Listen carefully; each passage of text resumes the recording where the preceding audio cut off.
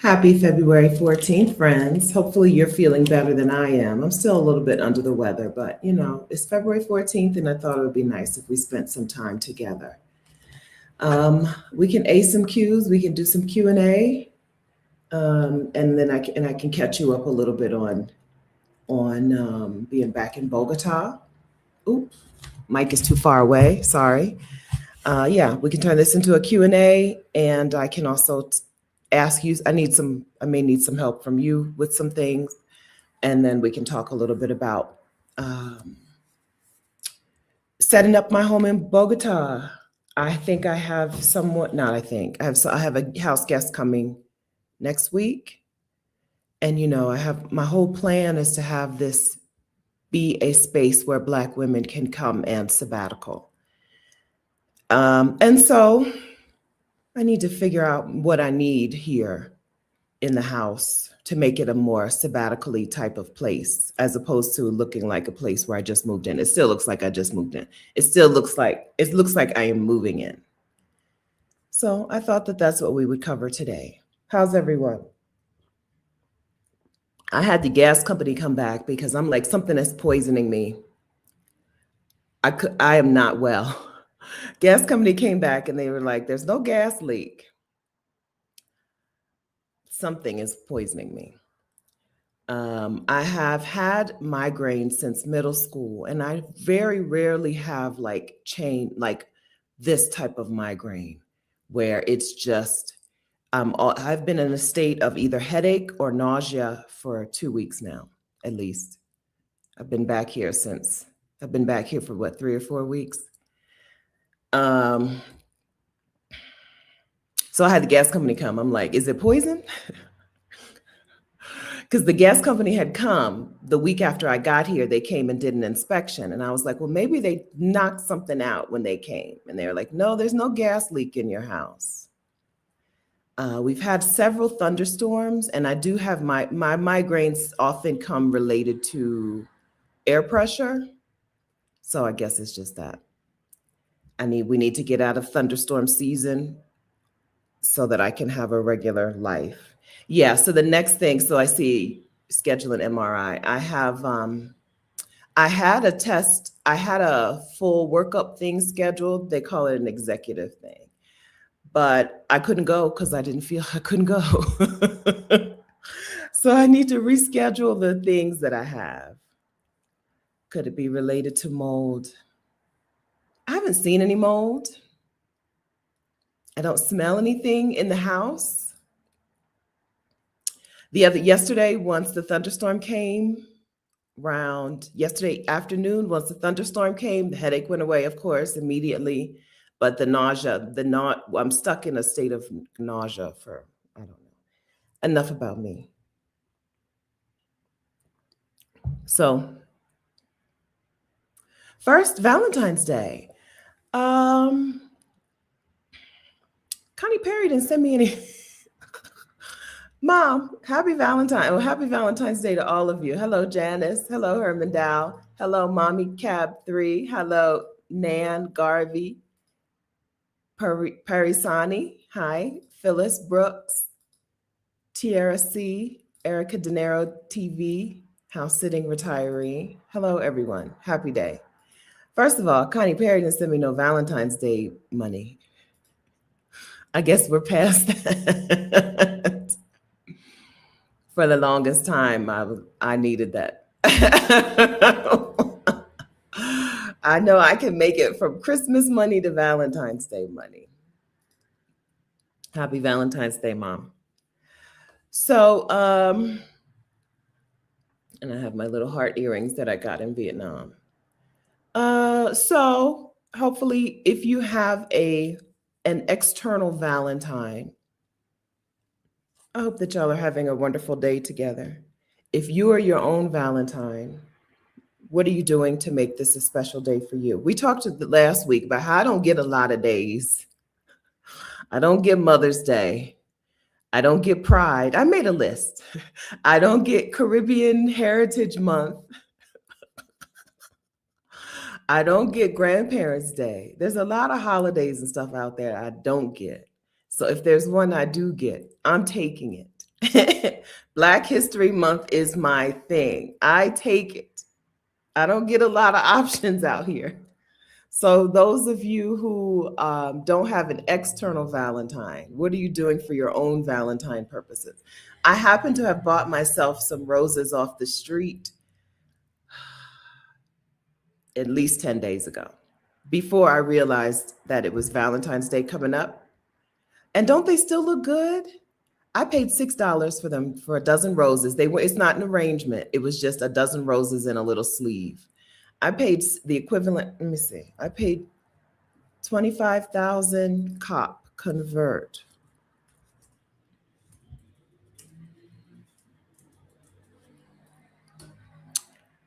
$6.75.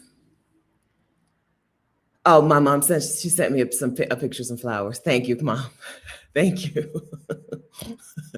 I spent for at least 10 days ago, I spent $6.75 on them roses, and they still look good.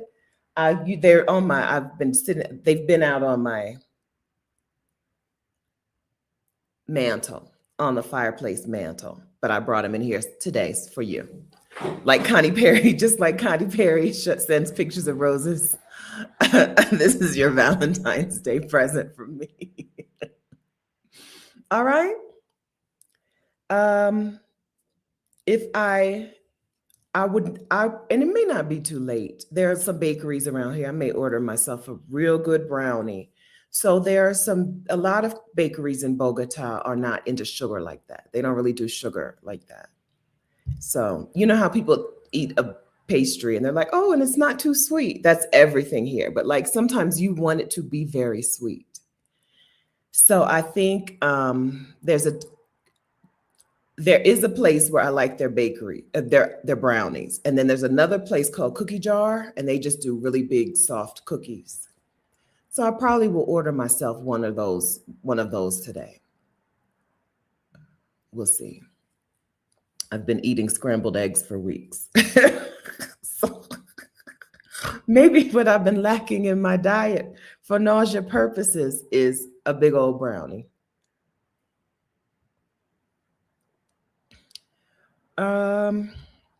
Anyway, so what are you doing for you, or what are y'all doing? You or y'all, what are y'all doing today? It could be. So I experienced altitude sickness every time I've come back here. But girl, it's been 3 weeks. I don't think it's that. I don't think it's still that. No, actually, it's not still that because the migraine is not related to it. Before, when I had altitude sickness the first few times, I did get a headache, but it was just a regular headache. Migraines for me start with numbness, tingling in the fingers, and then I get vision. What is it called? My eyes dilate, and I can't see right in front of me. I get a weird vision thing. Sometimes my hearing does a funny thing, and sometimes it doesn't. And then I get the sharp, piercing headache, and then it changes into a throbbing headache and nausea. Right? It's like a whole thing. That's not just a headache. When I had altitude sickness, it was just a regular headache. Okay, Mara, good. Mara took the day off today. Good. Benita's hubby is cooking a surprise dinner. I think if you know about it, it's not a surprise. Maybe what it is the surprise. Good. Okay, I hope it's crab cakes. If you like crab cakes, I hope it's crab cakes. All right. Also, my bridge is looser and looser, and it's just rattling around in my head, and I need to get it out. I need to get this thing out because it's an annoyance. Oh, Tiara and her husband are throwing a craft party. Wonderful. What are y'all going to make? When you do a craft party, do you decide what people make, or do they make whatever they want, or how does that work? That sounds really fun. Celeste meeting friends for lunch in a few hours. Good. Okay, good. Okay, y'all have some good plans. Good plans. Girl, I'm 51 and a half. I don't even have functioning parts anymore. Thank you. Thank you. I don't even have functioning parts anymore. Okay. Check blood pressure, A1C, 3-month accumulative, and a lipid panel. Okay, thank you. I got to reschedule with the hospital. I don't know if y'all know this. Around the world, you decide what tests you need. Like you have a doctor, and your doctor decides things. I had a house call after the whatchamacallit people. So I've had my second house call. She was just like, keep taking your migraine medications. But anyway, hospitals have menus, and hospitals and clinics and stuff, they just have menus, and you can just walk in and not walk in, but you can make a schedule and decide what tests you need. And then they can tell you also this and that. So I made my executive exam. I scheduled my executive exam through my insurance company, where I was supposed to just go to the clinic, just do the first part of it. But I still haven't been able to go. I need to, maybe Monday I'll feel good.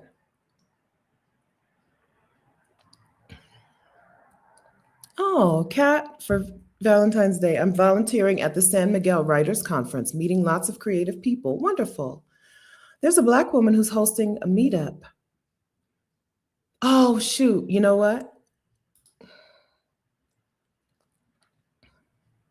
Rashida and I interviewed a woman who's hosting a meetup there, but I never put her video up in the world. I forgot all about her. No parts. I know. That's why I don't want to keep taking them. I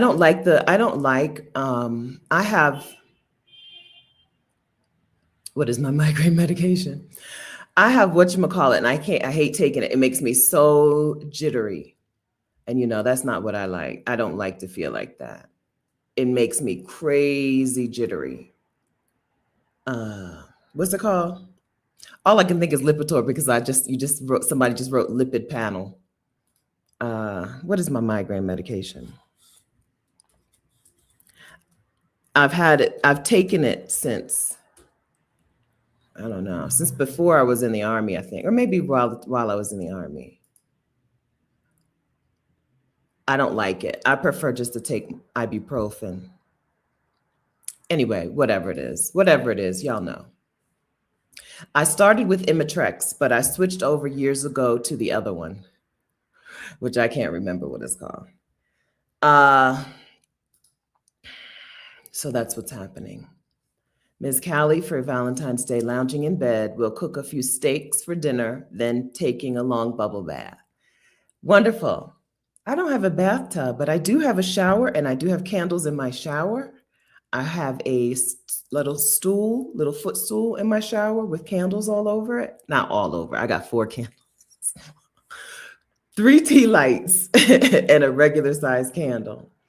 And then I have a candle on the vanity. So I do take, even though I don't have a bathtub, I do have a good shower experience. That's a nice thing to do. All right. Ms. NS, hennaing my hair today and ordering 2 of her favorite desserts. Wonderful. Wonderful, wonderful.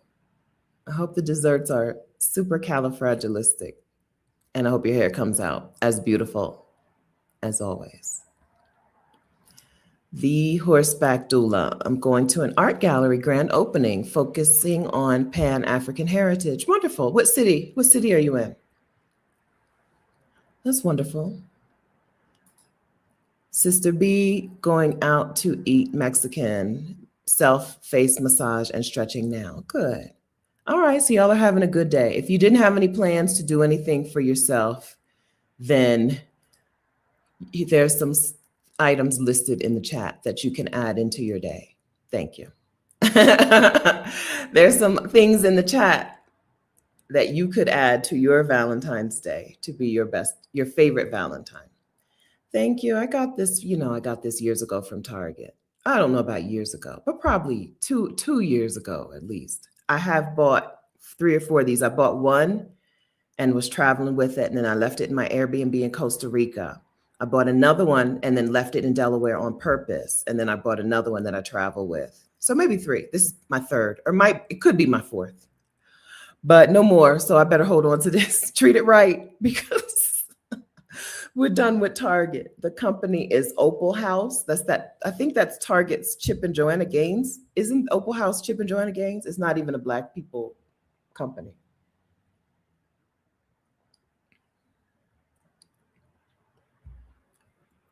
Oh, first full day in the Gambia.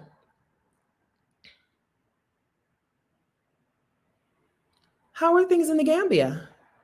Are you there for work? Are you there for leisure? Tell us everything about it. Years ago, I interviewed a family who the husband and wife were teachers in the Gambia for a while. And their kids, their kids grew up there. They really liked it. I think the Gambia is the smallest African nation. It's small. I know that. I know it's small. I think it's the smallest. Andy Watson going to get oxtails and rice from my local Jamaican restaurant. I hope they got it in stock. I hope they have it. Do Jamaican restaurants act like the Jamaican restaurants in Delaware? Are they indicative of Jamaican restaurants around the country? I hope they got what you want. I hope they're as nice to you as they can possibly be.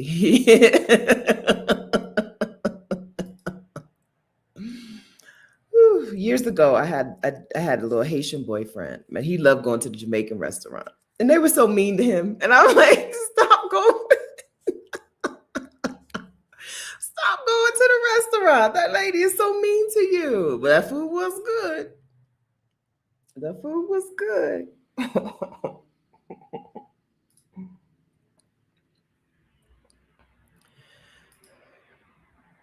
Patricia's breakfast. Oh, cheese grits and shrimp, raisin toast. All right, enjoy your breakfast. I believe I'll be having scrambled eggs again. At least eggs don't cost that much here. I buy them by the 18.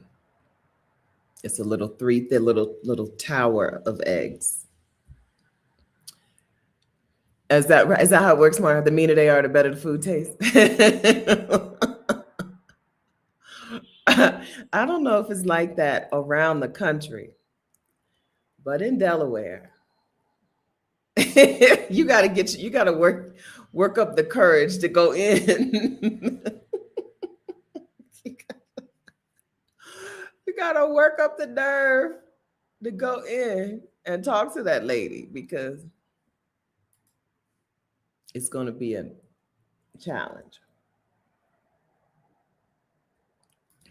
Halisi and Rick, who are our Black Utopia, are having a Juneteenth celebration in Portugal, and I believe I'll be there. I believe Rashida and I will be there. We will eat Jamaican on Juneteenth. Brother Man is a sweetheart. Okay. Yeah, we'll be there, I'm pretty sure. Thank you. So I forgot last Saturday to take time out to talk about this. So thank you, Chai. Yeah, 200,000 subscribers. Can you believe that? That's crazy. That's a big number. Thank you very much for the congratulations. But more importantly, thank you very much for being here. Thank you all for this. I think that, so you know that I started this YouTube channel because I took a career break, a sabbatical, a gap year, and I traveled for a year on savings. And then I came back and I started house sitting and other things. And I knew 8 Black women who I knew 8 Black women who I wanted to do the same thing. And so I started the YouTube channel because I was like, here, I can put everything. I can tell them everything I know. And then I don't have to explain to them over and over again. Plus, if I know 8, there are probably 80 or 800 Black women who would be interested in this. 200,000 subscribers later. It's been wonderful. It's been wonderful. If you're thinking about, it's still the beginning of the year, and now we're in the Lunar New Year. If you've been thinking about putting your thing out into the world and letting people know about your thing being your idea on how we can live better, right? Or how we can do business better, which is also how we can, right? If you've been thinking about putting your thing out into the world, I'd say go ahead and do it. You don't have to be clear on where it's going to go. You have a vision. We all have a vision for our thing, right? We have a vision for our idea, for our, right? I had a vision that 8 people, right? Charmaine and Katrina and Kim, and I had a vision for 8 people. But you don't know what else can happen. Once you go ahead and say, it's not me, it's not about me, it's about this thing. Right? It's not, sometimes we get caught up because we're like, well, who am I to talk about it? And what will people say if they know that this is a thing I'm interested in? It's not about you, right? Get over yourself. One of my more helpful qualities is that I'm not too worried about other people having something to say. Part of it is I don't hear good, right? I don't hear good anyway. And I don't take hints. A lot of people have insulted me and it just flies right. I miss it. You have to, if you want to insult me, you need to break it down. You need to be very clear and straightforward, right? Otherwise, I'm going to miss it. I find that to be very helpful in my life. Not everyone has those qualities of being a little dumb, a little obtuse and deaf, right? A little obtuse and partial hearing loss. But those 2 things work out really well for me. Just pretend that you have those qualities as well, because it's not about you, it's about what it could do, what that thing could do. So yeah, I think if you want to start talking your talk, it's a great time to do it. YouTube makes it free and simpler. So go ahead and get yourself out there. If you started and you stopped, go ahead and start again, right? Get you some momentum. I appreciate what YouTube has done. And I appreciate what each and every one of you have done. This is a fun place. I don't feel good, but I'm still here because I like coming here. I like talking to y'all. I like hanging out with you. I didn't want to miss Valentine's Day with my community. I didn't want to miss it. I'm drinking tea. I don't even like tea. I don't even like tea. I'm drinking tea so I can sit upright and talk to y'all because I really like this place and this space. And this is something that I don't know would happen anywhere outside of YouTube. I don't know of any other place where you can get started your talk and have people talk back and respond back and say things like, when can we meet up? There are TikTokers with millions of subscribers or followers or whatever you call them on TikTok, and none of them have their community being like, can we take you to lunch here, right? I think that there is a really, really particular thing about YouTube, about the algorithm, as much as we don't like algorithms, and about the actual community building properties of YouTube that make this really unusual. And I'm so grateful. I'm so glad that one day, finally, my accountability partners were like, enough, do it, right? Tiffany and Danielle Desir Corbett and Tiffany Hurd, we were accountability buddies. And every month I'd be like, no, I didn't start my channel. No, I didn't. Finally, they were like, you have to do it, right? It doesn't hurt that Danielle is a Virgo. I'm so grateful that I did it and that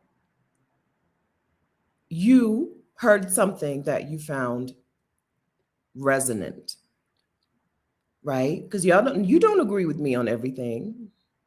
Some of y'all got real mad at me last week, right? You don't agree with me on everything, but there's something that resonates in you that comes from me, and something that comes from you that resonates in me. And that's how we form this community. 200,000 is bonkers. That's a big number. I can't imagine. So I like to equate things to things that I know. And I know that there were 2,000 people in my, now, wait a minute. No, 500 in my graduating class, 2,000 in my school. How many people graduated from William Penn with me? I always say 2,000 people in my graduating class, but I don't think that's true. I think it was 500. Anyway, what I'm saying is I don't know how to quantify 200,000. I don't know what that looks like, right? It's bonkers. We have a good core group who like to hang out together here, but also in person, and it makes it wonderful.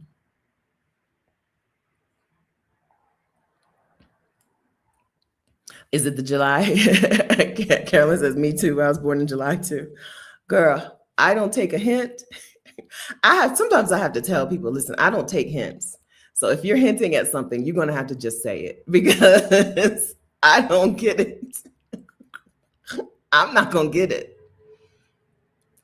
I think the third thing that fits really well in this is that I don't take hints. I don't hear very well. And I also don't ask questions. I just assume like I know the answer. I make up my own answer to things. And so that means that I don't hear a lot of hate. I don't hear it because I'm just going to make up a reason. If you do something that other people would assume was hating, I'm probably just going to make up a reason. Oh, she must have a migraine, right? I'm going to make up my own answer. It works out really well. Those things work together for my good. If you don't have those characteristics, and you're concerned about being on YouTube, just know that in the beginning, it's all love. It's all love. My first, I pretty much could sit down and remember. If I went back to one of my first live streams, I would recognize every name of my first 100 subscribers. I remember my 100 subscriber. Her YouTube channel was Vagabond Culture. She was a subscriber number 100. And when she subscribed to my channel, she said, hey, I'm number 100. She DM'd me on Instagram and tweeted it on Twitter. And we spent a couple of hours going from platform to platform celebrating that she was my 100 subscriber. That was 2019, early 2019. And, things keep going. We move. Benita says, dare to live out your dreams. Please. You don't have to know. YouTube is not only for people who have a bigger vision.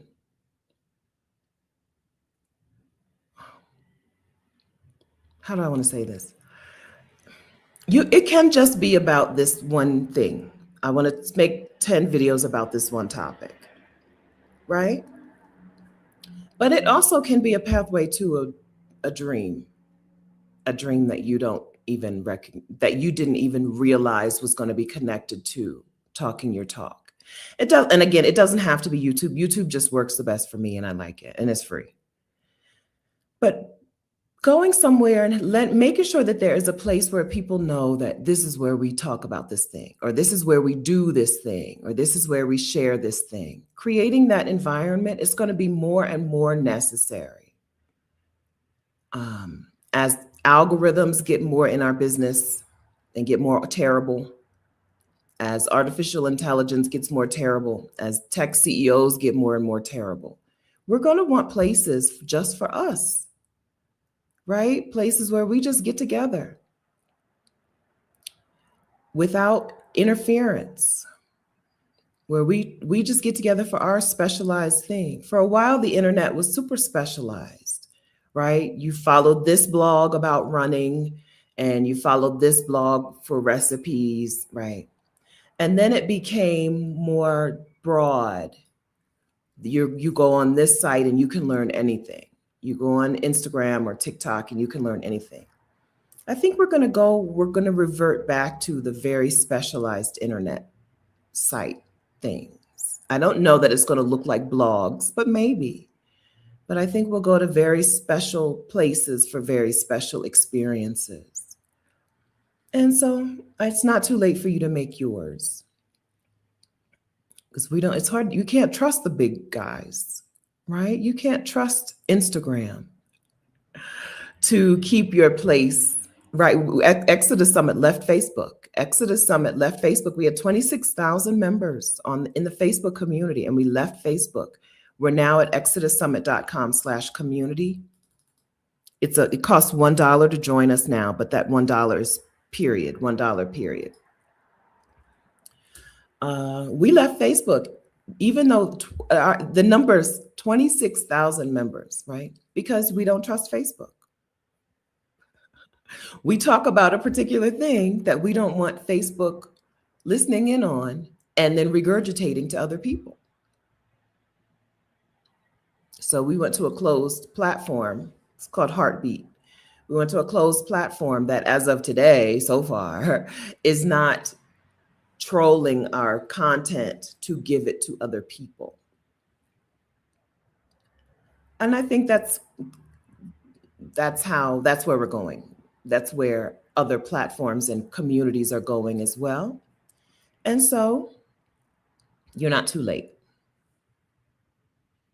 Yeah, so you're not too late to do your thing. But again, thank you. Thank you. I'm sorry I forgot to take time out last Saturday, but thank you very much for being here, for making this a place that we want to come to on a Saturday morning. Okay, do we have any questions, answers? So I need to spend a couple of days making this a more comfortable place. When Mimi was here, my house sitter, she had the plumber come and fix some stuff. So thanks for that, Mimi. And now I need to just make sure that, for context, 200,000 people live in Savannah, Georgia. That's a lot of people. Probably, yeah, I think only 2 million people live in Delaware, I think, the whole state. It's a lot of people. That's a lot of shift. If change starts with thoughts, 200,000 people is a lot of people who can decide that things are going to operate a different way, right? 200,000 people deciding that here's how we're going to do something and here's how we're not going to do something. 200,000 people is a difference-making amount of people. Some things that we decided here, we decided we're not going to work ourselves to an early grave, right? We decided that hard work is not our life's purpose. And we decided that we could pause work when we need to or want to live our lives and pick work back up later. And that shift in Black woman world is significant. It's sizable. 200,000 Black women being like, I'm not your beast of burden. That's generation changing, right? That changes what Black women in the United States look like going forward, what expectations are of us and how we ignore or fulfill expectations, right? It changes things. 200,000 Black women saying, I live my life for me, right? Y'all get right or get left, right? That is a life, that is a change-making number. It's a change-making amount of people. I know that because sometimes I hear people say my words who aren't my subscribers or or you don't, right? They heard my words. I've seen on the internet in the last couple of weeks, people saying, remember to give yourself the same grace, right? See how you gave me grace? Give yourself that same grace. That's life-changing. That alone, that thought being put out in the world by 200,000 Black women will change some things about how Black women live our lives, how we show up in our relationships, how we show up for ourselves. It's a changing amount. And so I'm grateful. Aromatherapy can be medicinal. Castor oil rubs wonders for me. Okay, thank you. Thank you. All right. So yeah, if you have a question and you already typed a question, I didn't see it, just type it again if you don't mind, or find it and copy and paste it. Okay. But yeah, so I need to figure out how to make this a more sabbatical feeling place. There are no rugs. I've got no rugs in the whole, and so it's very echoey. So I think curtains and rugs need to be my order of business over the next few days. I think that'll help it feel softer.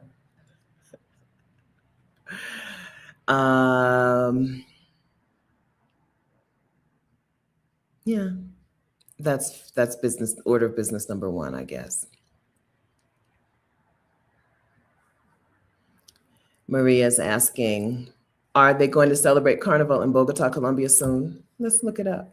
So there is something coming up. Oh yeah, let's see. Have we already had? When is Fat Tuesday?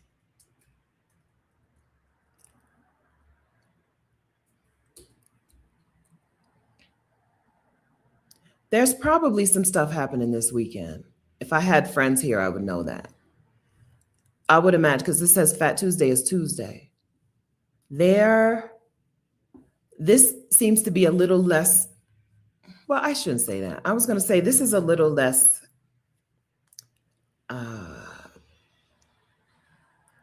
I would guess Cartagena and Cali and Medellin are going to do more, and Bogota is going to do a little less, but that may not be the case. I'm not plugged in here, so I don't know. So yeah, probably there's some fun stuff happening. If I went down to that church, there's probably stuff happening this weekend. There's like a square. Yeah, there's probably festivals and stuff happening. I doubt I'll have it in me to do it. So I eat 2 scrambled eggs twice a day. I don't really have a lot of energy or get up and go. What is the weather like? The good news is it's always the same temperature here. So you don't have to dress for you don't have to worry about the seasons. Here in Bogota, the difference is rainy season and dry season as opposed to hot and cold. The high is generally about 60s, high 60s in the day, period.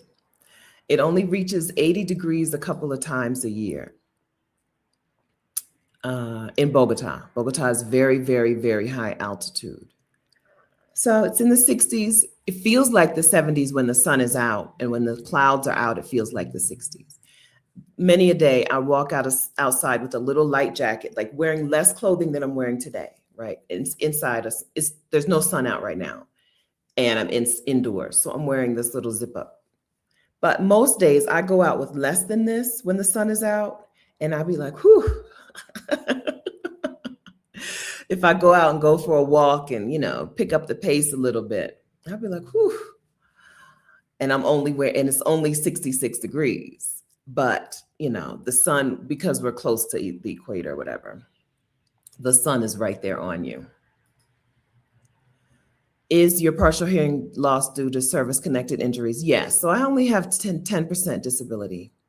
I only have 10% disability. I'd like to bump that up. One of the things I wrote down to do this year is bump that up. Even if I can't get to 100, 60 would be amazing, right? 60% would be amazing. So yes, it is service connected, and I did get my little 10% disability, but I would like more. Mosoon 07, Stephanie, I'm stuck. I want to escape so bad, but can't get enough leave from work. With how fickle employment is, I feel trapped. So this is a different answer for different people. If you're talking about you want to take a sabbatical or a career break, do you do something where if you quit your job, you could get hired back? Serious question. If you're talking about you want to take a sabbatical, if you quit, do you could get work again? Or do you need to work again? I guess first question, do you even need more money? right? Sometimes we have enough money to retire, we just don't know it yet. Do you need more? Do you need to go back to work again? If you do, if you quit, do you know you could get hired again? I was a pharmacy technician, and so I knew, like, I didn't know how long it takes to get a job nowadays. It takes forever.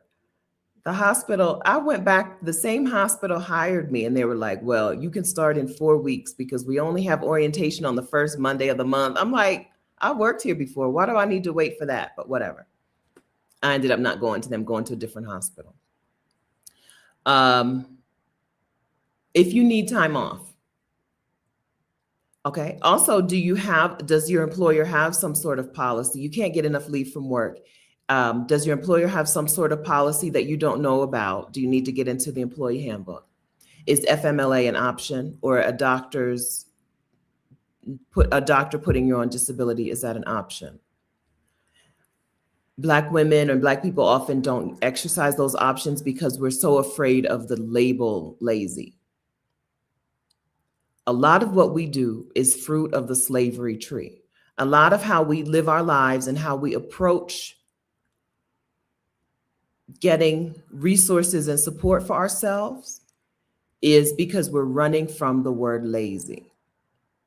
I happen to not hate the word lazy. It just means unwilling or unable. Sometimes you're just unwilling, right? If you replace lazy with unwilling, you'd probably be okay with it because that's pretty neutral. I'm unwilling to do that. If you have access to something like FMLA or a doctor putting you on disability, utilize that because that's what other people are doing. That's how they don't go to work for months and years at a time. Put your resources to work for you.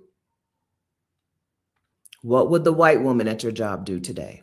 Talk to the white woman at your job who knows these things. Get her know-how if you don't think it'll be punitive. Okay. All right. And then the final solution, right? So we've talked about like just retire. We've talked about accessing FMLA and whatever.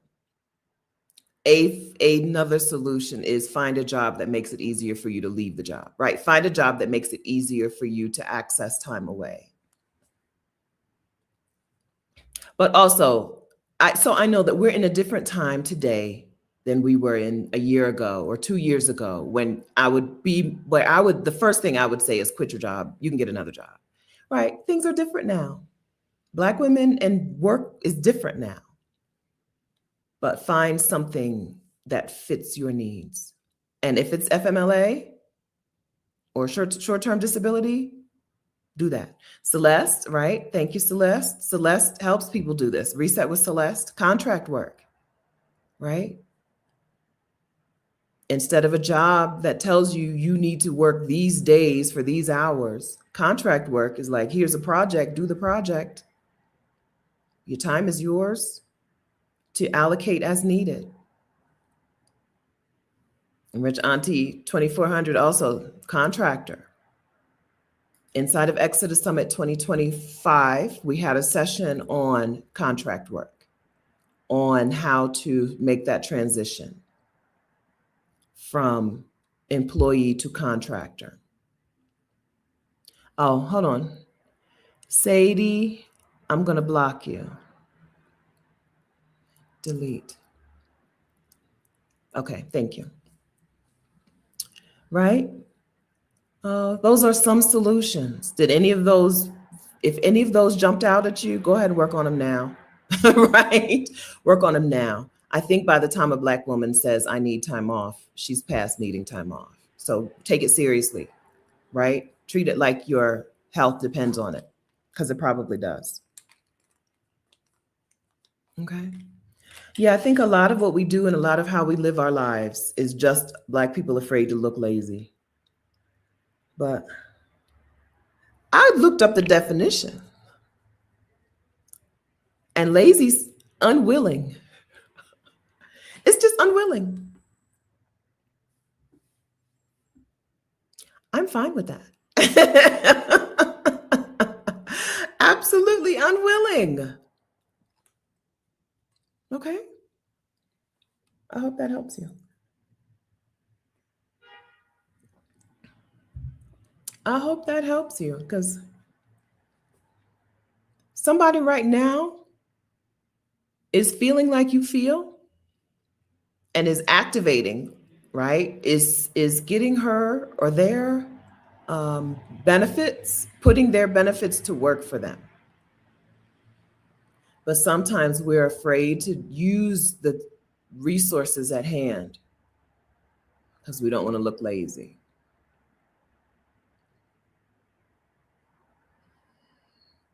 Years ago, I say this in every coaching I ever do.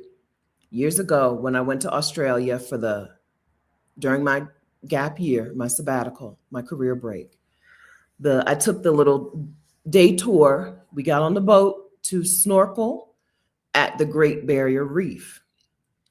And they do the little safety briefing. You got to put your life vest on. And they do the safety briefing. And the captain said, if you're drowning, make a fuss. People drown in silence because they don't want people to see that they're drowning. A little bit of embarrassment, a little bit of shame will end your life. A little bit of what will they think, and you're dead. If you're drowning, make a fuss. That's why I know that by the time a Black woman says she's drowning. By the time a Black woman says, I think I could use some help, she's drowning. Make a fuss. And do it as if your health depends on it, as if your future depends on it, as if your well-being depends on it, as if your life depends on it. I'm not going, this is not a place where I'm going to shame you for being on disability, for being on FMLA, I'm the first person I know out of all the people I know. I'm the first person I know who took FMLA. Now, I needed it. My employer put me on FMLA, right? Bill Clinton had just signed the paperwork, and my manager called me up and was like, Stephanie, you are on FMLA.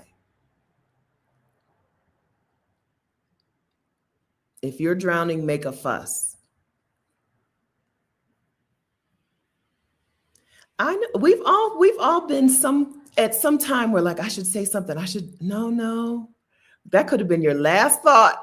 No, I don't want to get people upset. I don't want to get people worked up. I don't want people to, right? I've literally been in water where I could have used some help. And I don't know how to swim. And sometimes I forget that. I can float and move my arms, but I can't breathe and float. I'm not actually swimming. And one time in Brazil, we went to a little national park, we got in the water, and I got a little too far. And I was like, I can't touch the bottom because I just will touch the bottom and then propel myself a little bit. But I couldn't get down to the bottom to propel myself and go. I'm like, oh, you know what I didn't do? I didn't make a fuss. Thankfully, I just kind of floated on my back. It's the thing I just floated on my back and moved my arms. We've all been there. We've all had a time or 2 or 10 or 20 where we should have made a fuss. But we don't want to upset people. We don't want to disturb people. We don't want to bother people, or we don't want them to judge us, or we don't want whatever.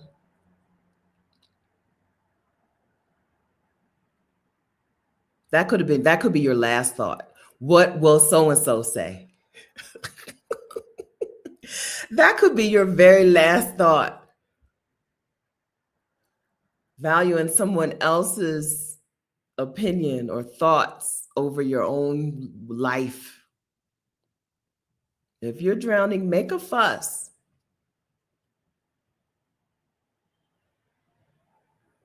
Oh, look at this. Miss Callie, my FMLA starts next week. Very good. Grateful my doctor offered it to me. Didn't want to ask. Activate these people. These people are part of your care team. I believe it's Rachel Cargill or someone who talked about activate, like getting her team. She was just talking about regular people in her life, right? But she called them Rachel's team or Team Rachel. I believe that's Rachel Cargill. right? And ever since then, I'm like, oh yeah, these people are Team Stephanie. If they're not Team Stephanie, they need to, right? That includes your healthcare providers, right? It includes your therapist, your coach, your mentors, your accountability partners, your friends, your family. They are Team you, Team fill in the blank. Activate them. Your housekeeper, the person who does your meal prep or meal delivery service, your laundry. So can't my house guest is coming, and I got the stuff for the laundry people to pick up. I just need to WhatsApp them and tell them, come on and pick up the sheets and towels. Right? Activate these people. They're team you. They're team Stephanie, team Donna, Marie, team Jaylyn, team Kimani. Activate them.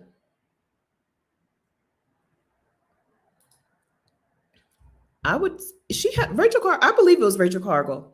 She had a list. Now she was talking about businessy stuff, but the people on her team were not only business people. These were people in her life, somebody she could call up if she had questions about whatever, whatever.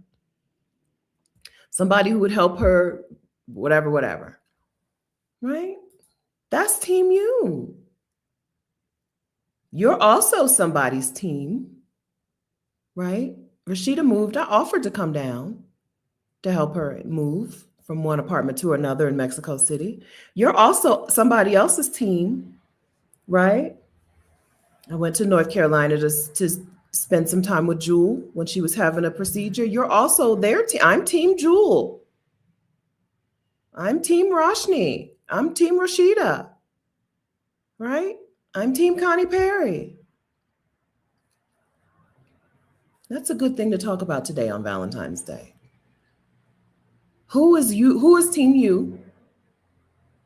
How do you activate them? And how do you make sure that you're activated for somebody else? There's a lot of accusations around on the internet about people being so self-centered. A lot of that is not for Black women. Listen, a lot of those conversations are not for Black women. We just we just aren't designed that way. But there's a lot of complaint that people can be very self-centered and they expect everyone to give and help them, but they don't want to be helpful to other people.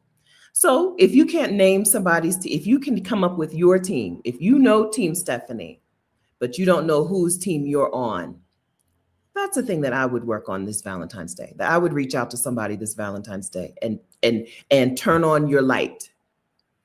Hey, I am now Team Adelia. I am now Team Benita. I am now Team, right? Here's where I reciprocate. I think that might be a nice thing to do. Adelia, we don't make it without community. So Black women, I think, have learned, we know that. But there may be some Black women out there who don't know that. There are a lot of messages out in the world that I'm like, that's not for Black women. We don't need that. Right? Disregard. I always be like, humility is not for Black women. We don't need that. The message about not being so self-focused and make sure that you're whatever, I don't know if we need that message. Maybe somebody. Because we already know. We learned that a long time ago. We're not making it without community.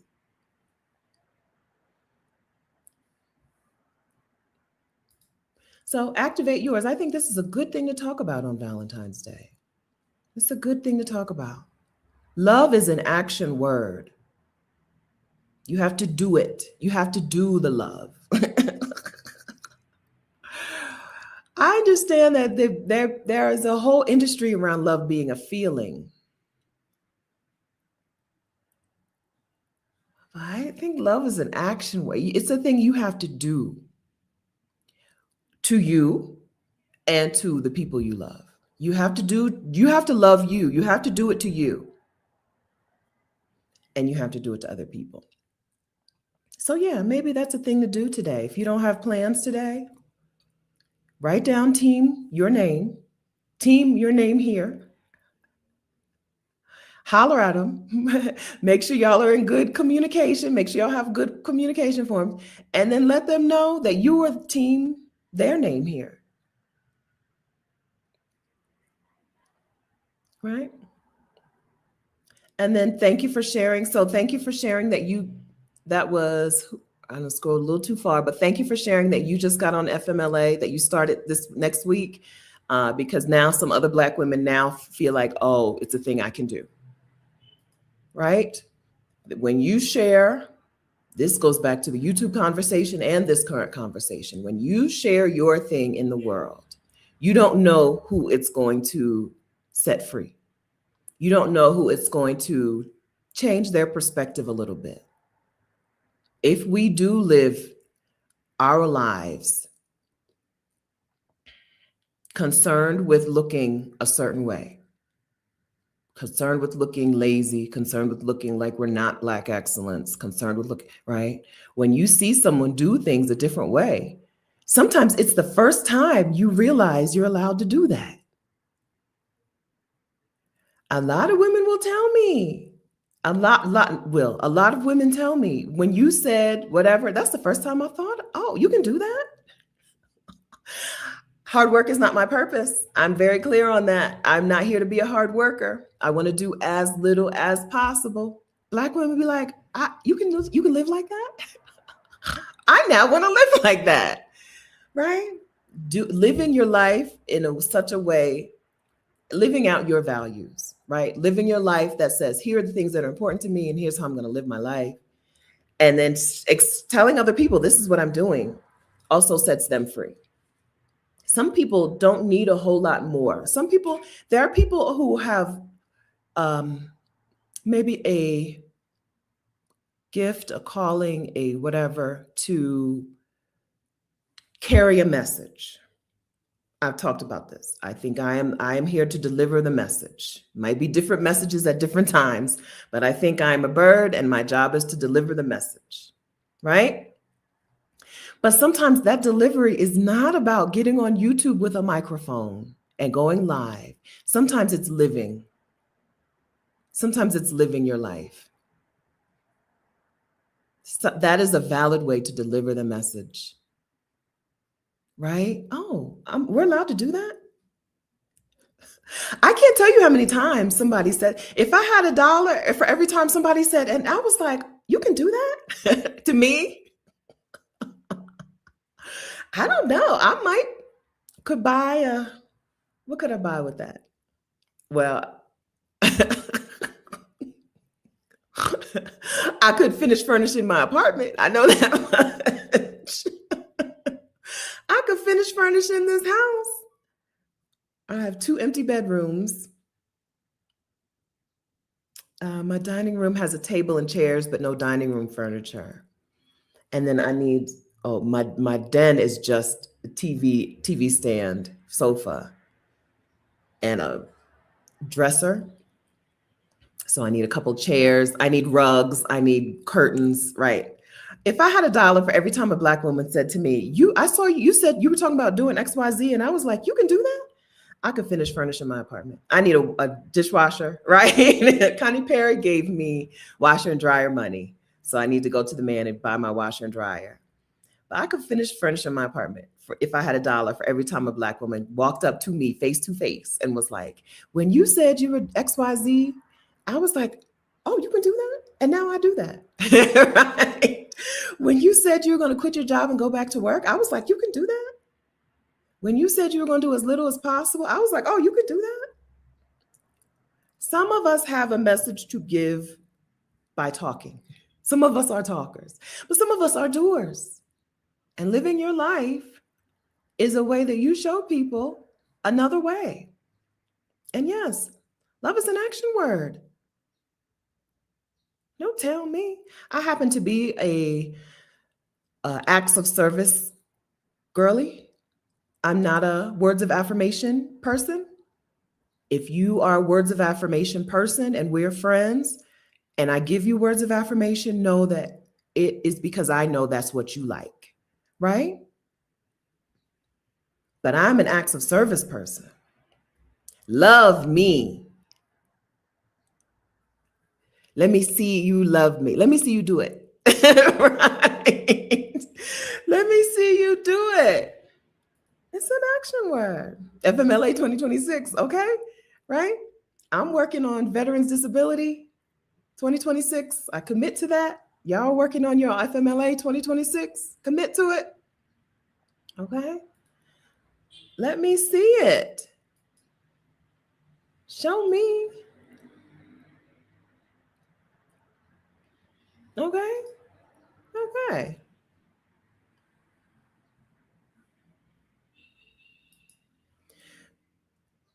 Oh, I done lost it. I saw my scroller went crazy, but went ham.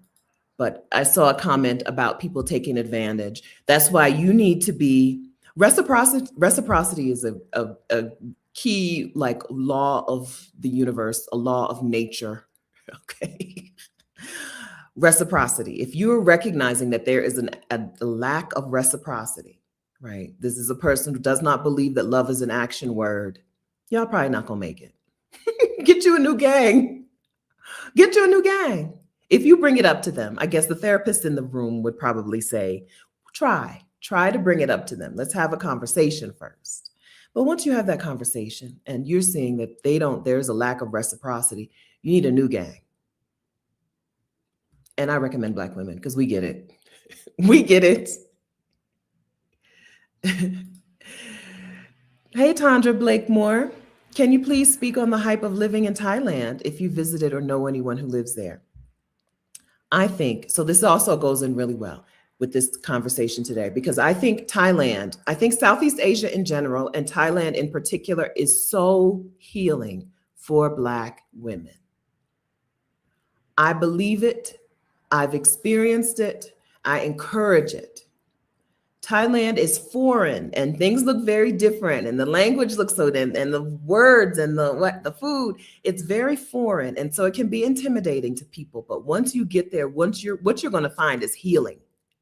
The food is healing and the weather is healing and the water is healing and the people are healing. The kindness of people in Southeast Asia in general and Thailand in particular, it's a wonderful place. We went to Vietnam last February. 80 some Black women went together to Vietnam last February. Vietnam and Thailand are two different countries, but for the same reason. We went to Vietnam for the same reason, because the food and the different, especially if you're not in Bangkok. In Bangkok is a big city and it's hustle bustle. But if you can get yourself to a little town in Thailand, a little beach town, or not even a beach town, right? The pace of life and the way that they treat the day is so healing, right? Thailand is the first place I went on my sabbatical where people made an appointment to watch the sunset. I stopped in Japan, Tokyo first, just for a one-day layover. And then I went to Malaysia. I went to Kuala Lumpur and Penang. Then once I got to Thailand, I'm like, oh, this is a different pace. They do things differently here. It's the first place I went where people made an appointment to sit and watch the sunset. Probably sunrise too, but I was not up. I didn't see the sunrise. But people, it's a thing that I wish I could just grant Black women some time in Southeast Asia. It's a place where they make things by hand, right? You go into a restaurant, that food is made by hand. You know, in the United States, our food is microwaved. If you've worked in restaurants, right? Most of the time, that food is microwaved. They make the food by hand. They make they can make your clothes by hand, right? Having a pace of life that says you matter and we are going to treat you well is healing. They also believe in doing things to the body. They believe in massage and acupuncture and whatever, whatever. I understand Black people wanting to visit there over and over. I understand Black people wanting to live there. It's far. If you're not okay with being that far from your family back in the US or whoever, it's far, but I think it's worth it. The Dominican Republic, I would say, is probably the opposite. In the Dominican Republic, I think to enjoy a significant amount of time in the Dominican Republic, you need to be lighter than a paper bag. I have a family member who's been to the Dominican Republic multiple times. She loves it. We're not gonna have the same experience in the DR, okay? They are not just colorist, they're anti-Black, openly anti-Black, and they are, yeah. If you look like you could possibly be Haitian, I don't think the Dominican Republic is a place you wanna go. I've never been for that reason. My cousin loves the DR, right? We don't look the same. People aren't gonna treat us the same in the DR. Good cost of living, but I can't imagine you being a visibly black woman in the DR and still loving it. Okay. Chi, we need to discard ideology that does not serve us. I've done that, and I have learned that I'm entitled to any rule, regulation, or law that will enhance my state of ease. Yep. Yes to that. Yes, indeed. Kat, today when I see someone cute, I will tell them they're cute. Happy day, Kat.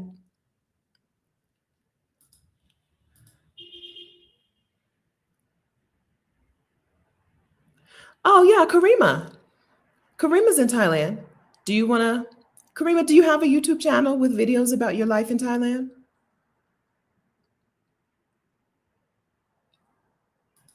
I did know that. Karima, no pressure, okay? I'm asking a question, okay? I'm just asking a question. Good, Donna. Starting a pot of simmering aromatics now. Good. Lighting my fancy candles. Good. I don't really have any aromatics here. My little thing ran out. I have some candles, but I have ginger.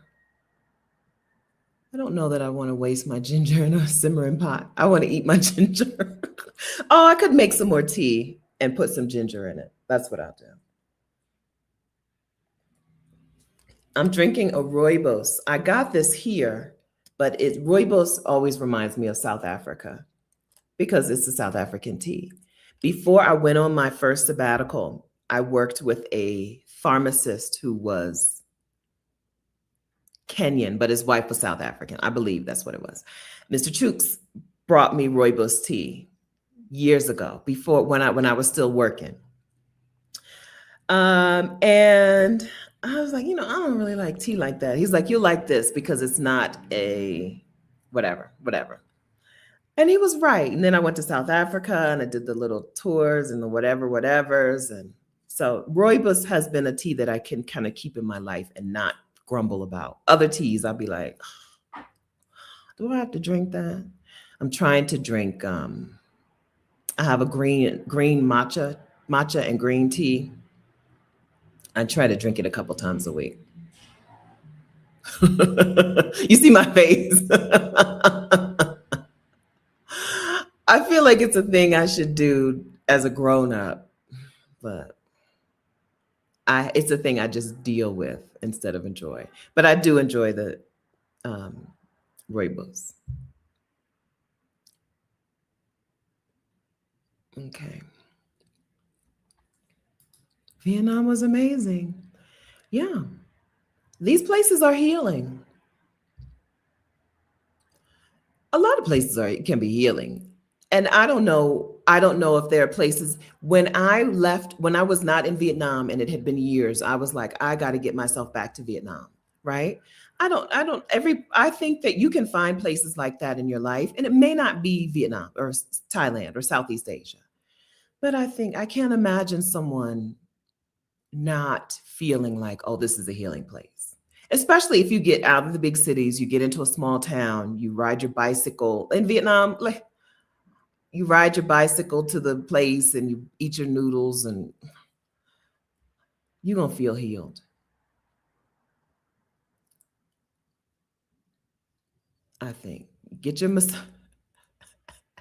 So one time we stayed at several different hotels, right? Because there was 85 of us. So we were at a few different hotels, but maybe 20 of us stayed at one hotel. One time we in the pool, I look, it was Aisha. I'm gonna tell you who it was. It was Aisha. We see Aisha walking back from the massage place. They had a little bridge and the massage was in a different building. Little, you walk across a little footbridge. Here she come walking across the footbridge. I was like, who is that looking so good? It was Aisha, right? Just because she just left the massage lady, right? Places where they believe in that stuff are healing. Places where they incorporate it into their lives. It's not an extra for the rich. It's incorporated into their everyday lives. You're gonna feel it. They're gonna do it to you. You're gonna feel it while you're there, and hopefully you're gonna take it with you, right? In some form or another. Okay, so Danielle says, I encourage you to log into your VA account and submit an intent to file. It puts a 1-year clock on you. Okay. And then your claim is paid retroactive. Okay, thank you. Intent to file. I'm gonna write, let me take a screenshot and write that down. Command Shift. Okay, I got my screenshot. No, I don't.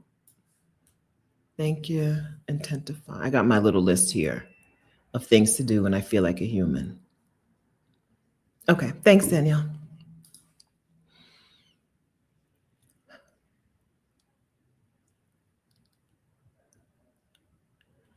All right, so I asked you to put questions down.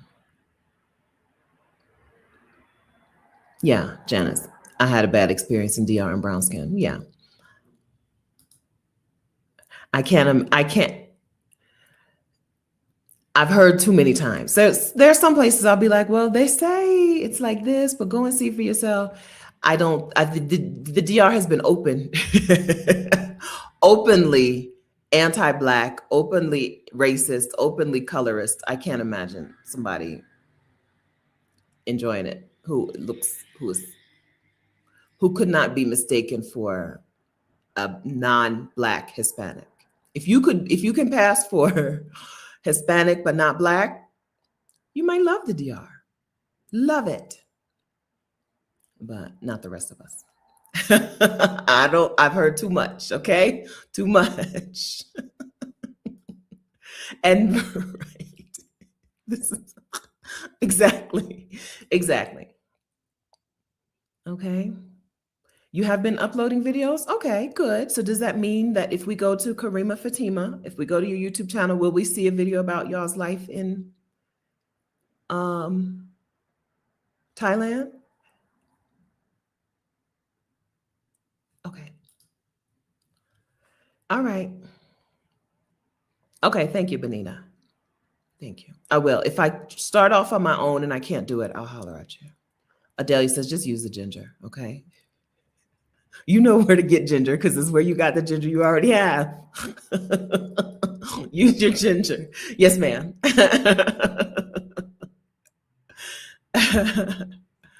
Okay, and you're on TikTok too. Okay, good. Yeah, I think as an old person, I think that the payoff, the return is better on YouTube.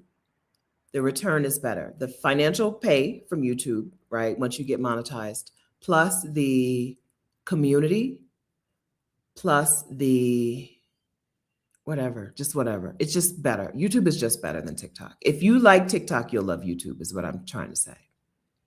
Seriously.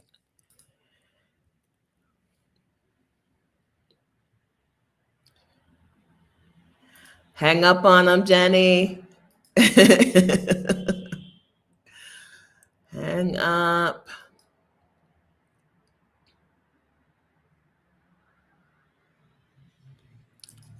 I just don't, everything is an acquired taste, and it's just that taste I have not acquired. It just tastes like Adelia calls it leaf water, and it just tastes like that. I'll drink coffee. All right. Coffee is bean water. I really enjoy the things you put in coffee more than I enjoy coffee anyway. But I just don't, it's just an acquired taste that I have not yet acquired. Not when there's lemonade out there, right? I buy limes by the sack and make limeade all day, every day. Not when there's so many other options. I'd rather just drink water. I don't have a water problem, right? Like some people don't enjoy drinking water. I'll drink unflavored water, like by this. I just filled this up, right? I'd rather do that than drink tea. Leave me alone with the tea. I know that tea, but I talked to Chef B a few weeks ago here on this channel, and I know that there's some things that I can get from my beverages that water alone is not giving me. So that's why I try, but I just I don't enjoy it.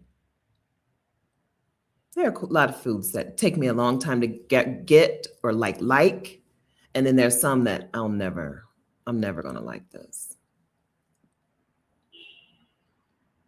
But I will eat it. I will. Is Chef B Natasha's your neighbor or a different Natasha? Chef B Natasha is your neighbor? I know. It was a year ago. We're gonna start getting those this time last year things from our phones. If you decided to live in Southeast Asia, where would I go? Good question.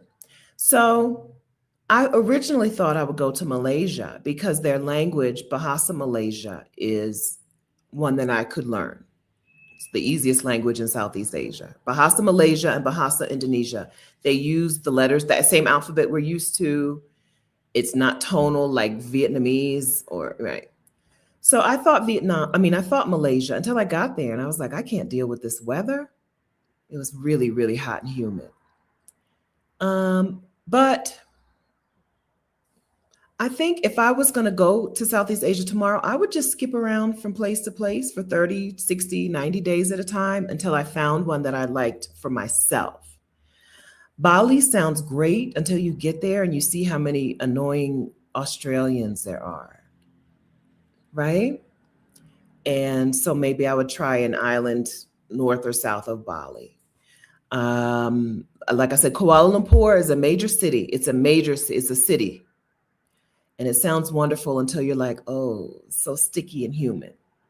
And for me, these men are staring at me and I hate this, right? They have a lot of Bengali, like men from Bangladesh and men from India. And they have a different way of doing things. And I hated the way they stared at me the whole time. Vietnam doesn't make it easy to live there, but you can go back and forth. With Vietnam, there's no, as far as I know, there's no residency visa that says here, live in Vietnam for 2 years or 10 years or whatever. But you can go to Vietnam for 30, 60, 90 days at a time. I probably would just do that. Do the max in Vietnam and then go somewhere else for a few days, then do the 30 days, then do the max in Vietnam again. But I can't say for sure. I would try some places out. Chiang Mai, Thailand has a great community of Americans who now live there, and in particular, Black Americans who now live there. And so you might feel more familiar and welcoming to you. It depends on what you like and what life you want. I think I thought I wanted Kuala Lumpur, Malaysia until I got there. And then I remembered I don't like cities and I didn't recognize how humid it was going to be and whatever. And it turned out a small town in Vietnam is where I would try to go, but you can't really move there. Like Hoi An, I would stay in or near Hoi An, Vietnam. But it's hard to get residency in Vietnam, as far as I know, unless I don't know, there may be something I don't know, but it's harder to get residency than some of these other places. But I probably would just bop around. I would probably just bop around. It's so easy. It's so easy there, right? Go without a lot of luggage and just bop around. Connie Perry says, hit the like button, please. That's my mom. Thank you. Thank you, Mom. Oh, I made that music playlist for you as promised on last week's live. Good. Is it on what platform is it on? You can't put the link here, Michelle, but can you tell us what platform and what it's called? Is it one we can just look up?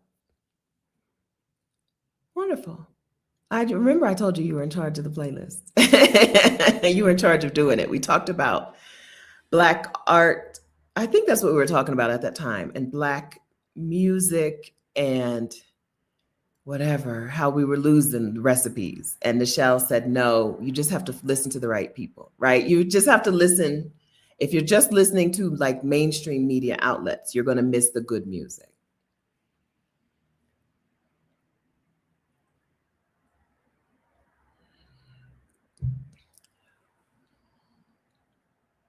Yeah, I hope not. I feel part of me is a little suspicious of the bridge, but also the fact that when the thunderstorm came, the headache dissipated immediately tells me it's probably more about the air pressure and whatever.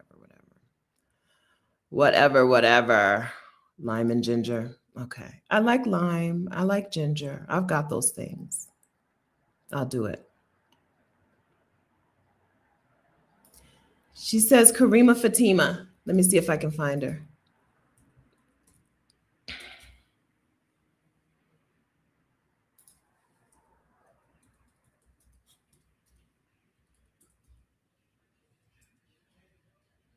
Is there an H on Fatima? No, I don't forgot. Yeah, there she is. Right here. Shorts. Okay, she's got shorts.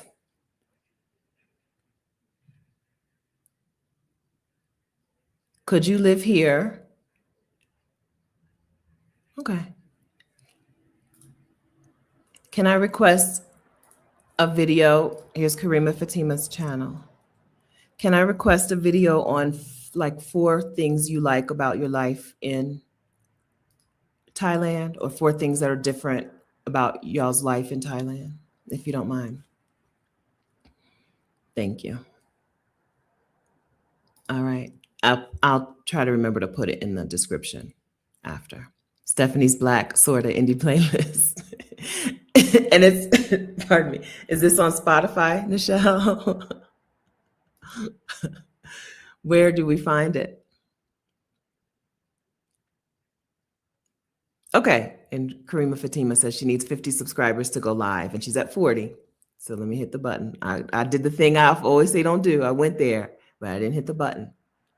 Okay, good.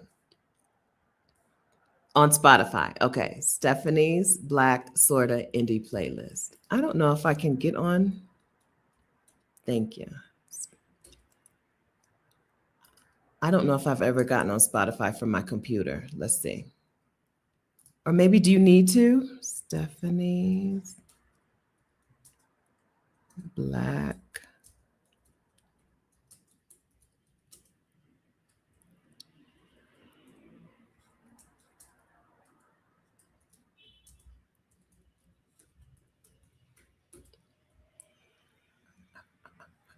playlists.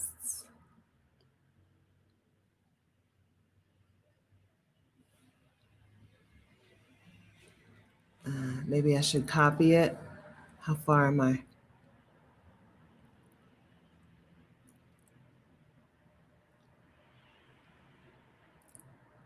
Sort of indie playlist. Let's try the parentheses around sorta. There's too many playlists coming up. Spotify, I shouldn't have to scroll this far to find it. No, take that out because that hurt the search. I'll find it. I'll find it.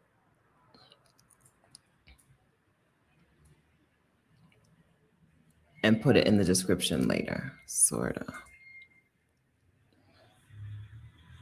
This search is really weird because some of these playlists that are coming up, I typed in exactly what you typed in, Stephanie's Black Sorta Indie Playlist, but I didn't put the brackets around sorta because that seemed to mess up the search, right? And the search results that come up, and I clicked on playlists specifically. And there's playlists that come up, some of them like Stephanie is spelled very differently. So like, why is Spotify not using what I typed in? This is what I mean about algorithms. They have an agenda. They have an agenda because it should be the first one of the first ones that come up because it's verbatim. Maybe it's because I'm not logged in. I'm going to quit and then try again later. That's what I mean about algorithms. They have an agenda because why not just search for what I searched for? Right? But thank you for making that. Okay, it won't put the link. You can't put the link here in the description. Maybe, do you want to DM it to me on Insta? And then I'll share it. You can't put the link. You can't put links in my chat. YouTube won't allow it. I don't allow it, and YouTube doesn't allow it. Because you never know. Because like the person was here earlier today talking about send me money. Somebody might accidentally click on their links and stuff. But thank you, Nichelle. Thank you very much for that. All right.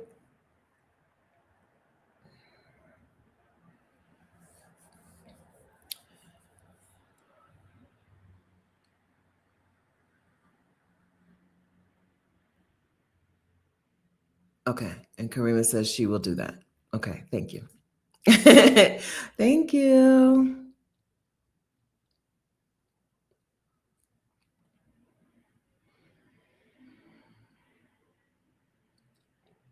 All right. Anything else we need to do today before I stop, Amina? Hi, Amina. Y'all didn't see her? Am I the first one to see her? She posted it twice. First, she said, send me $1. And then she said, send me $100. So I blocked her. But if I allowed links, you DM the link to Instagram. Thank you. If I allowed links, then somebody could have gotten caught up, So I don't allow links, and YouTube already does not allow links, but I think you can undo it.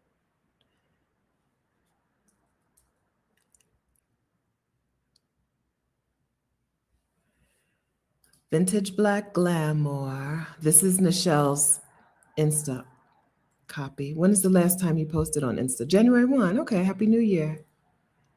So this is Nichelle's Insta. She is Vintage Black Glamour on Instagram. And her Instagram feed is just as beautiful as you would think it is. It's Vintage Black Glamour, baby. And then open up for messages. There it is. Playlist. Hit the link. Follow the link. Thank you. Okay. Copy. Okay. This is our Black indie playlist for people like me who are lamenting that Black music is over. It ain't over. Oh, wait. That was a really long link. I'm going to put it in the description because let's see. Let's see if I could just copy the beginning and not, let's see, copy up to the question mark. Hold on, copy. This is a better one. Yeah, if you're lamenting, yeah. Shantae, I want to hear you complain about J-pop. No. No. Either I'm not in the right circles on the internet, or people are not mad enough about about what has happened to Black music.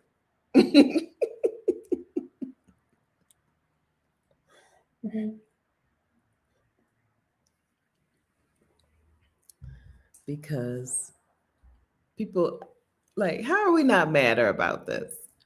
I promise y'all, I just learned that K-pop they were singing R&B music. I don't know what I thought they were singing. And that they were dressing and doing their hair and imitating Black people. I promise you, I didn't know that. I'm like, why aren't people upset about this? Why, why aren't people mad about this? You saw the little quick clip of Leonardo DiCaprio imitating Tiana Taylor or talking to Tiana Taylor across the way, and he was like, "Is that K-pop? Is that K-pop?" Right? That was me. Is that K-pop? I didn't know what K-pop was. I knew it was a big thing, but I didn't know that they were just stealing black music. Or like, I guess stealing is harsh because, well, we already talked about this. Black men gave them black music and whatever. I'm like, people need to be mad about. Do people know about this? Do people know about this? Every time I saw a music video this week, I wanted to send it to you. I did see T.I. is back on his thing. I saw T.I. I've seen his. I don't know. I heard a clip. I saw a quick clip of his new album or just song or whatever. So I see he's back at it. J-pop is even more R&B. No, y'all don't want me. Y'all don't want me talking about that. Japanese, K-pop is Korean and J-pop is Japanese. No, y'all don't want it. I'm like, do people know about this? How come nobody is mad about this? Because what? What? People must not know about this because there's no way. There's no way black women I know would just be like, oh, yeah, that's cool. Why is your hair cornrowed? People need to know about this. Yeah, but I feel like once they're gone, it's gone. Cornelia says we still have Shantae Moore, Jill Scott. Once they're gone, it's over. I'm sorry to tell y'all. Unless Nichelle's playlist changes my mind. Once they're gone, it's done. So we don't have the churches anymore where people are gospel music is no longer a training ground or school for black singers and black music. And my headache is starting up again. I guess I've been staring at the screen a little bit too much. Churches are no longer teaching black people black music. It's over. There's who is left? Who is left, right? So we still have the great. Stevie Wonder is still alive, right? We still have the greats. I'm not saying that it's over, but I'm saying when they're gone, it's over. It's over. It's over. I don't know if y'all know this. Y'all, nobody's mad about this. Because the songs now, even the good singers, even the black women who are making good music, I'll be like, what? What? Girl, open your mouth. Say the words. Somehow everyone adopted that. What is her name? What's her name's method of pronouncing words? I don't know. I think it's over. You don't think people know this? Somebody needs to take this up as their mantle.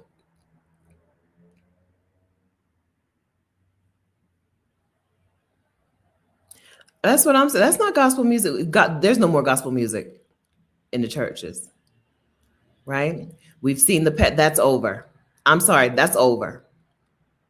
Richard Smallwood's funeral was also the funeral for black gospel music or gospel music. Period. It's over.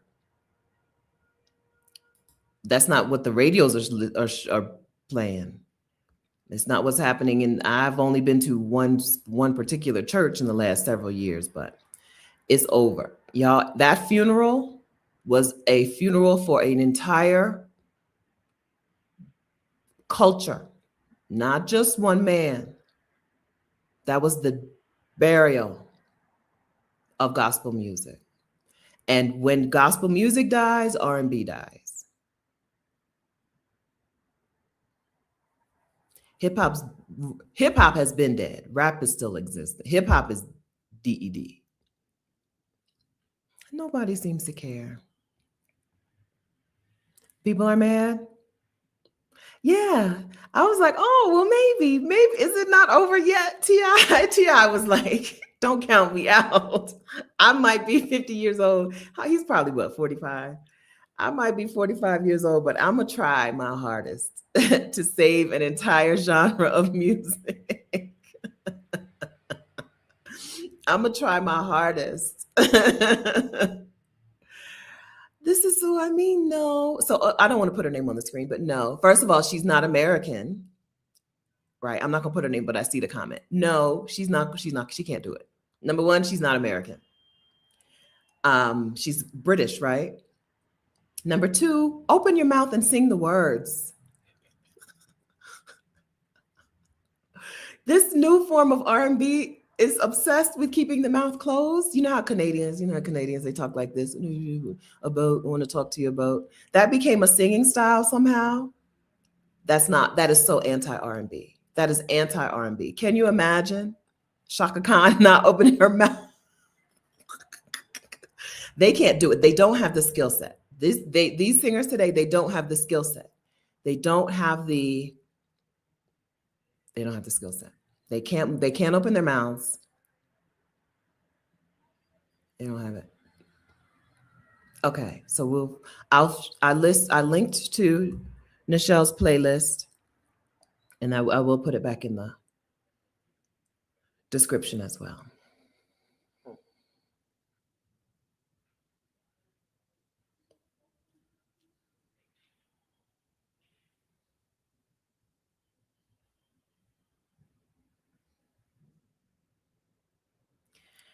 Same thing. Katie Westy is not dead, is stolen. Same thing. Because the people wouldn't. I feel like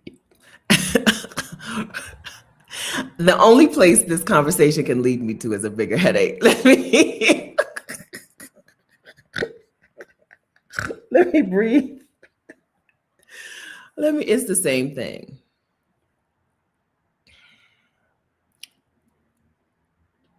I know. So yes, but his song, he has the ability to make good enough music to, I think he can compensate. I think he can make up for Iggy. I don't know. He owes us, right? I think he can make up for it. I don't know. Okay. I know I'm saying they're still here, but once they're gone, it's over. It's over. I understand that. Stevie Wonder is alive. Yes, Stevie Wonder is alive, right? One of the greatest musicians ever in the history of ever, right? The greatest songwriter, the greatest composer, one of the greats. He's still here, right? But I'm saying once they're gone, it's over. Who got next? It's over, okay?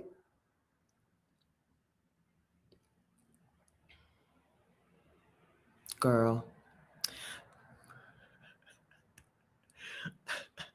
And I said I wasn't gonna put her name on the screen, but this is who I mean. I don't think she's British, right? She's British.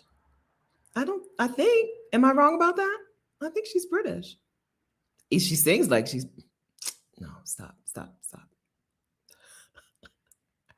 I think it's over. I saw the kids, the white kids. So Lauryn Hill sang on the stage on the tribute for people, including D'Angelo. And I saw the white and black pop and R&B singers singing along as though they know the words. So that means they know this music. They just choose to reject it. If you know Killing Me Softly, and you know Lauryn Hill's rendition of Killing Me Softly, and you, however, choose to sing with your mouth closed, it's a choice. It's not a blind spot.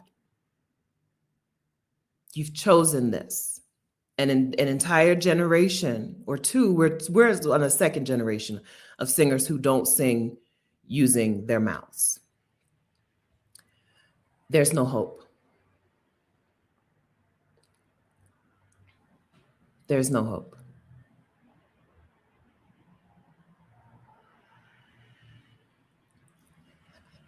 Right? I agree with that. I agree with that. I agree with that.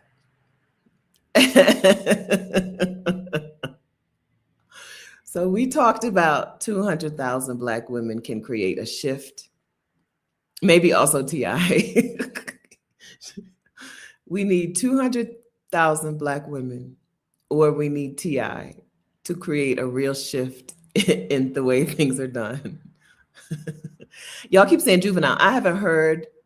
I heard maybe like 4 bars of a juvenile song, and I was like, no, thank you. And then I promptly went back and listened to old juvenile.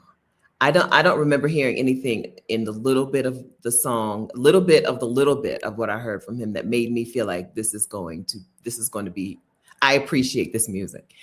Not it's not like Ti. I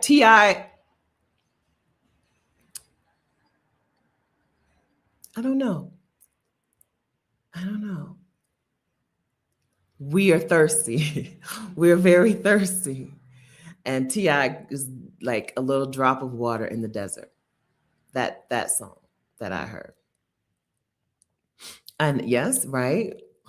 So we talked last week about how Black men cannot be trusted with the culture. They're some of the first people to be like, let's create AI music artists. Here's an AI R&B singer.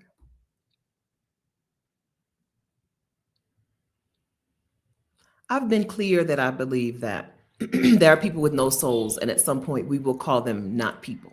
They won't be called people. Sometimes when I be looking at Black men, I be like, also, there will be some levels to Blackness. Everybody won't be called Black from here on in because gatekeep. There's got to be some gatekeeping. That's not happening.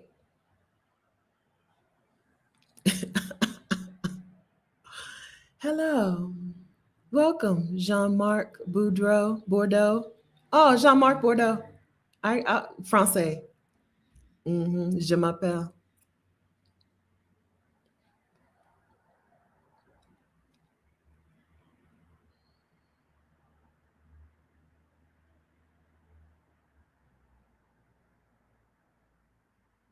Yeah. Yeah. Black gospel music is over. That's over. I don't, some of y'all missed that because right. It's over. It's just praise and worship music. There are two different things. It's over. Because white people couldn't sing gospel music, and Black men really wanted white people involved in gospel music. They had to dilute gospel music and make it praise and worship music. Absolutely. Oh, it's over. Gospel music is over. I'm telling you, that funeral was more than just one man's funeral. I'm telling you, it's over.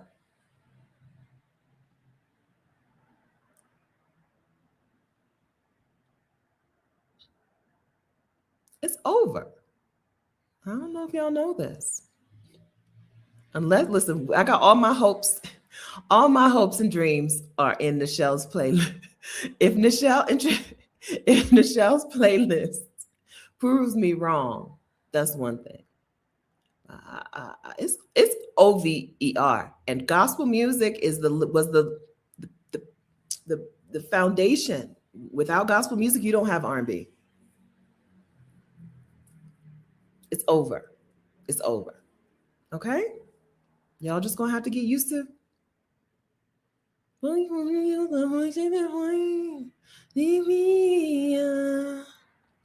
Okay, nobody seems to care.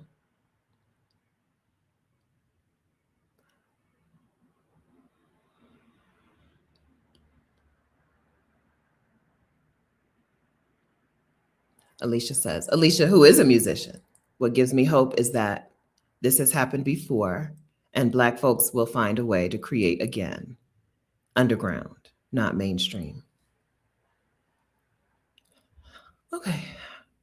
If Alicia Renese has hope, maybe I can find a little kernel of hope. Maybe I can find a kernel. Yeah, yeah, yeah. Even, what's his name? Not Omarion. What's the other one's name? Lloyd be out here singing. Lloyd be out here singing, right?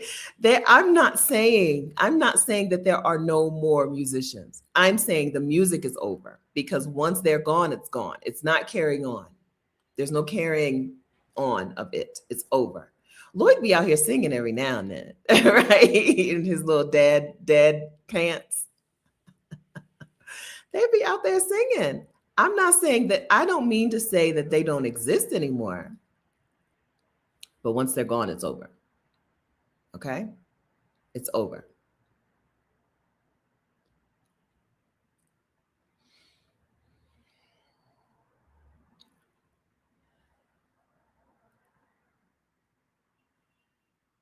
It is carrying on. Okay. Okay. Oh, I'll report back. Okay. I'll report back. I'll spend some time. I'll spend some time with the music, with the playlists that y'all make for us. And I'll report back.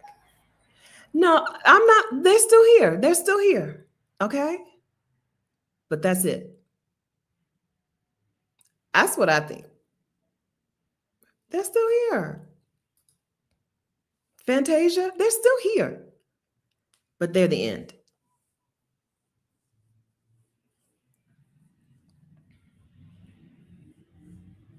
We'll see. Moment some more music. So upsetting. It's so upsetting, right? Why did we have to make our music fit them? Just because white people don't have the same musicality, don't have the same ability, we decided we were going to sing songs so that they could also sing it. Why? Why? I'm convinced that that's what happened, right? Because there's no other reason for us to be singing, for churches only to do praise and worship music and not gospel music anymore, right?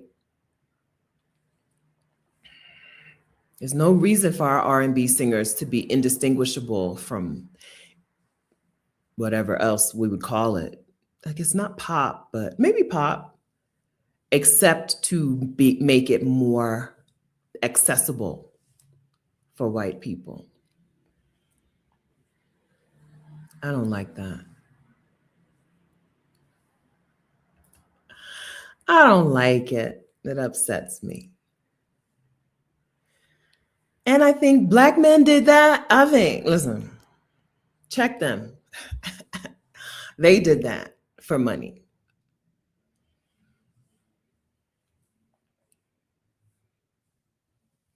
They gave away our culture for a few dollars. I tell you, listen, I'm so surprised that there are not. So Kanye sold tickets to church, to the black church. He couldn't really nail the black church because he did not want black church people involved because, whatever. But Kanye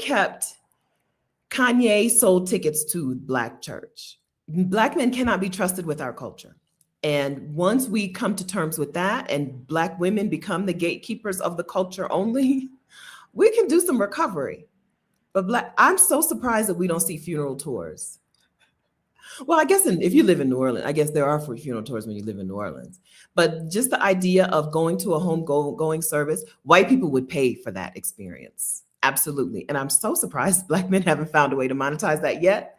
I guess because they don't go to funerals anyway. But Black men have found a way to profit from the culture while killing the culture without understanding that you're killing the culture. You can profit from something without killing it. I think music existed for quite a while. But instead, they chose to suck it dry like a leech because they don't value Blackness and Black culture. They don't. They absolutely do not. Beyond the money. The love of money really is the root of all evil. And if you don't value anything more than you value money, we're all doomed. If you don't value Black music more than you value and more money, not even money, because like more money, you already rich. We're doomed. And so Black women are the, so we talked about this last week. I told you, I've been thinking about how to hold on to a culture, especially when you move to another place. How do I hold on to Black culture, Black music, Black art, while living in Colombia and also being a person who participates in Colombian culture and art and music and whatever, right? How do we hold on to it? The answer is not Black men. The answer is not trusting Black men to do it. The answer is creating places where Black women do these things naturally. Yeah, but it was, Amina says it wasn't a church, but it was like a theme park, right? A theme park church. You can have an Oktoberfest theme park. You're not at Oktoberfest. You're not in Germany, but it's you can get pretty close, right? And he sold tickets to a church. He made a church theme park. And I'm surprised. All I'm saying is I'm surprised more Black men aren't doing it. That's all I mean. That's all I mean. I don't have there's no reason for me to trust them to not do it more and more and more.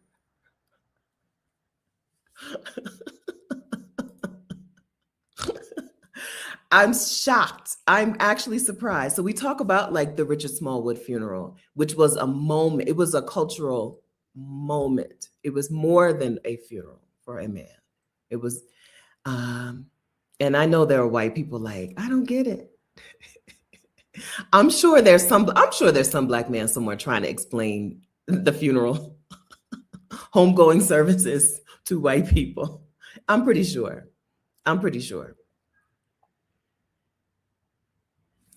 So anyway,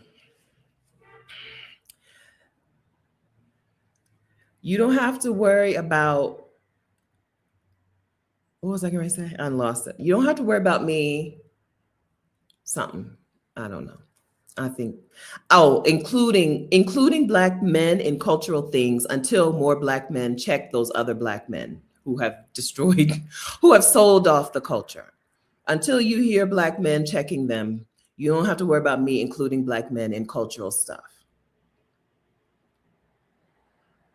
Because they can't be trusted, and they've proven it over and over and over and over. As much as I enjoyed T.I.'s foot back into rap music, he's already shown he can't be trusted. I'm gonna listen to the song. I'm probably not gonna pay for it, but I'm sure it's on YouTube, and I'm sure I can listen to it on YouTube without paying for it. They've shown they can't be trusted.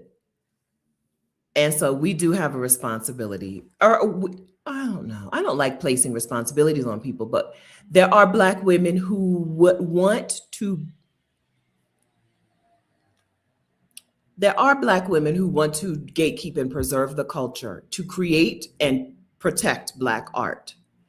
And I think that we need to just make sure that they feel okay just having spaces for Black women and not expecting them to include other people, because that's how we got into this problem to begin with.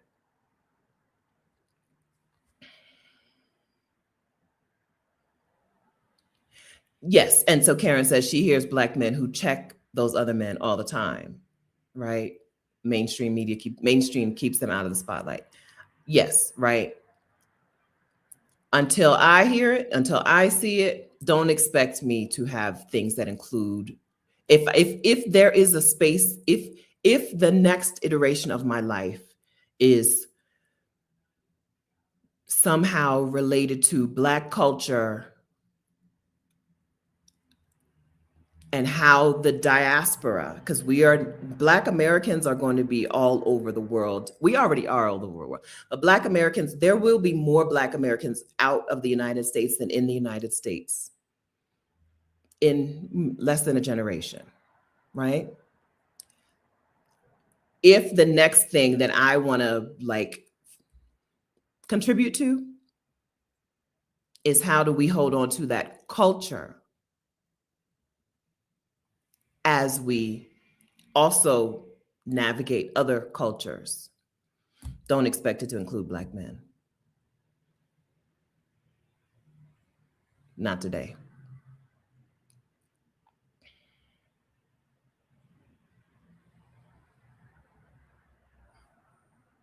That's what I'd be thinking about.